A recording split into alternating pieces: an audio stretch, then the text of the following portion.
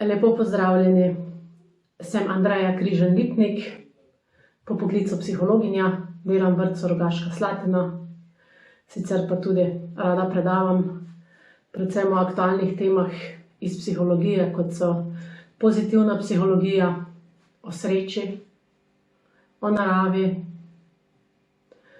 s svojimi sodelavci, kolegi, svetovalnimi delavci iz drugih vrtcev pripravljamo tudi knjižna gradiva. Tako smo v preteklem letu izdali knjigo Za srečo v družini, kjer smo nekako strnili znanja iz področja pozitivne psihologije na tak način, da smo jih ponudili našim staršem, predšolskih, tudi šolskih otrok, pa tudi strokovnim delavcem, da bi lahko v praksi uporabili znanja iz pozitivne psihologije z namenom, da takoj v nekem trenutku krepimo svojo lastno srečnost, subjektivno psihološko blagostanje. Zakaj sem omenila to knjigo?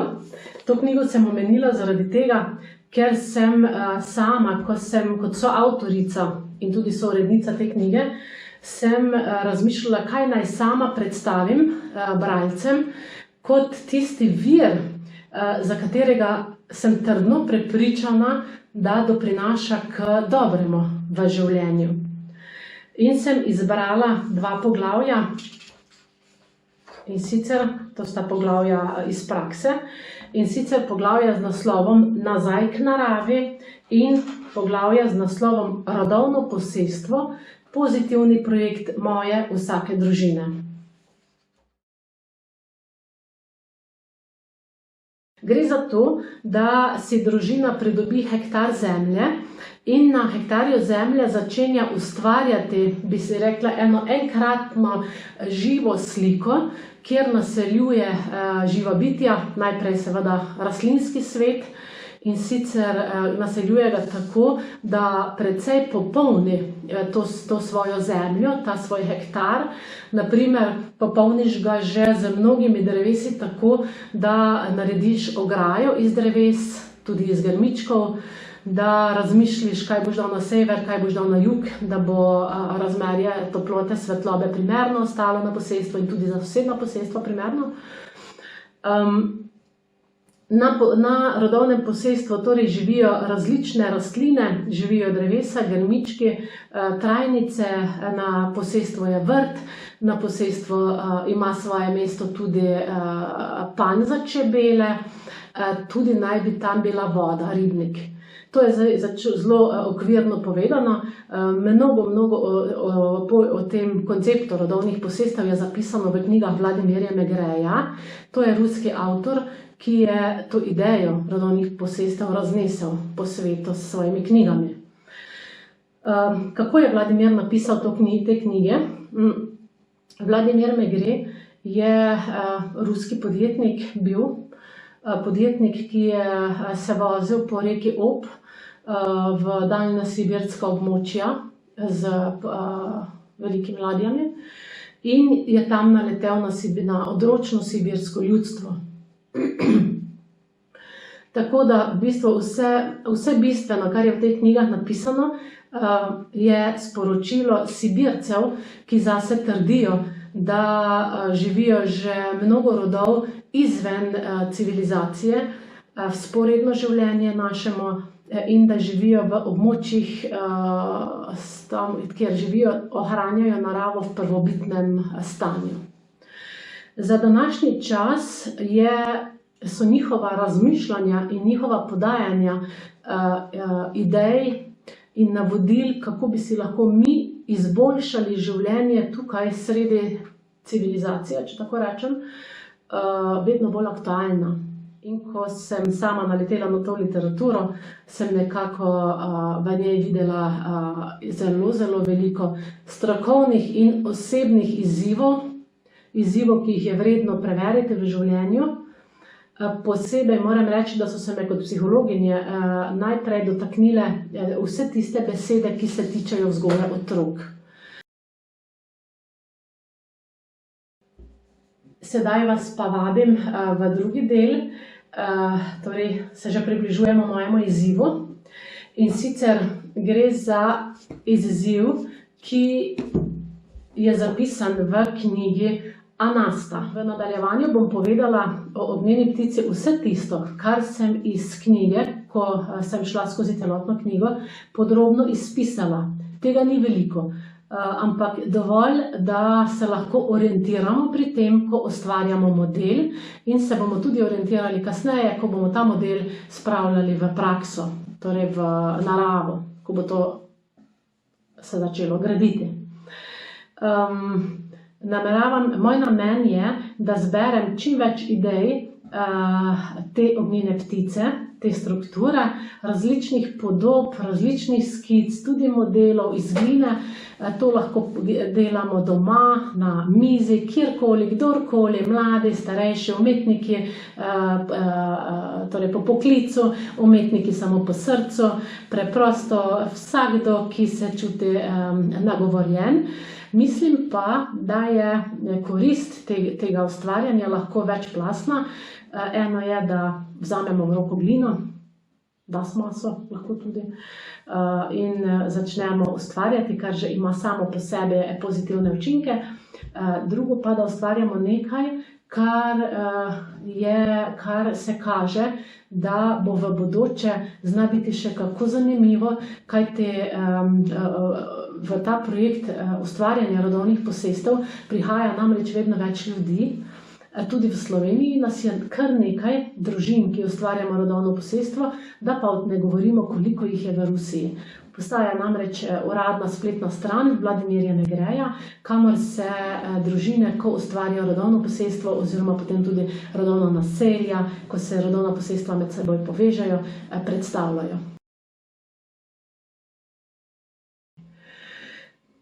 Sedaj pa je na vrsti konkretizacija informacij o tem, kako ustvariti ognjeno ptico. Torej, ognjena ptica je postavljena v kontekst tako imenovanega rodovnega posestva, ki obsega hektar veliko posestvo družine. Znotraj posestva ustvarjalec načrtuje ribnik, ob njem pa glineno zgradbo. To glineno zgradbo je ta mladi ustvarjalec Vladimir najprej imenoval banja, in sicer takole.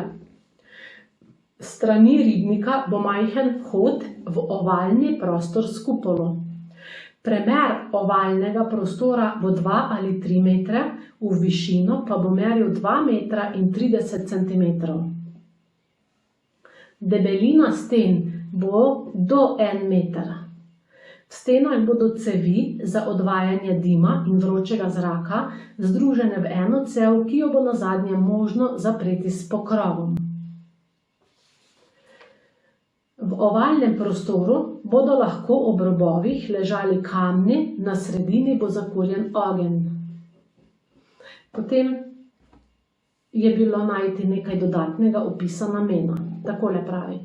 Notranje stene prostora se bodo segrele. Strani ribnika bo mogoče uživati v pogledu na ogenj, če ga pa ne bi želeli gledati, se vhod lahko zapre z vrati. Ko se bodo glinene stene segrele in bo ogenj ugasnil, bo lahko šel človek v notranjost tega prostora. Njegovo telo se bo z vseh strani pregrelo, od spodaj in od zgoraj. Glina bo izžarevala za človeka zelo koristno in blagodejno toploto. Še en stavek sem našla. To je zelo koristno izžarevanje, še posebej, če tja postaviš posodo s poparkom iz zdravilnih zelišč. No, v nadaljevanju je svojo zamisel mladi ustvarjalec razvijal naprej in jo predstavljal na maketi. In sicer, maketa nastaja na tleh, kjer mladi Vladimir s peskom in glino izrisuje podobo posestva v obliki štirikotnika. Ovalno podobo, postavljeno v srednji del, razvije v obliko ptice. Ko njegova starša ustvarjeno opazita, ognjeno ptico takole opisujeta. Osrednji del je bil podoben glavi in trupu nekakšne nenavadne ptice. Pri temelju je bila manjša odprtina, vhod v notranji prostor. Od osrednjega dela zgradbe, podobne nenavadni ptici, sta se širili krili in objemali prostor. K temu sem še potem našla dodatne opise iz strani staršev, ki opazujeta zgradbo.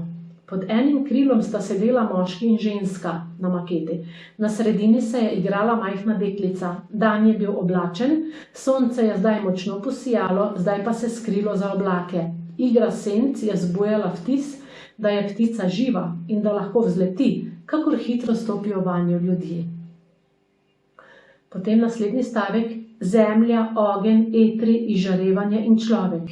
In vse to v eni ptici, pa tako nenavadni, v ptici podobni orlici, ki uči sinove leteti. Ta zgradba je večnamenska. V njej se lahko ne le greješ s prijatelji, lahko tudi pečeš kruh, pripravljaš hrano, sušiš gobe in še kaj. In potem pravi Anastasija, da lahko, to da ne smeš se greti s prijatelji, samo z bližnjimi sorodniki, še pogosteje pa sam. To orodje bo morda delovalo še učinkoviteje kot dolmen, v njem je mogoče meditirati.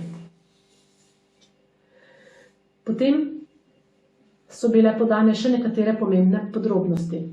V kupoli je treba narediti majhne okrogle odprtine in okenca, obrnjena na vse 4 strani neba. Tako bo notri podnevi svetlo, ponoči pa bodo vidne zvezde. In mladi Vladimir pravi, tudi na sredini sem nameraval narediti okroglo okence. Še 5. okno. In dodatno pojasnjevanje: 5 svetlobnih krogov bo, gibali se bodo v sorazmerju z gibanjem sonca in lune, gibali se bodo po stenah in tleh notranjega, okroglega in ovalnega prostora. To je zelo pomembno. Osvetljevali bodo človeka. In potem še samo tole sem izpisala. Med pomeni se pojavljajo trditve, kot so, da je ognjena ptica programirana za čiščenje virusov antirazuma, s katerim naj bi bil okužen človek v tako imenovanem tehnokratskem svetu. Med nameni ptice je omenjen tako imenovan psihoteleportacijski način osvajanja vesolja. No, potem pa še iz makete v realne velikosti. Oče mladega Vladimirja, ustvarjalca zamisli ognjene ptice iz gline, mere zamišljenega prenaša v realnost. Poda naslednjo ugotovitev. Ne le, da je visoka okrog 3 metre, poleg tega razpon kril znaša 12 metrov. Tako, to je vse iz tega izziva, vse bistveno.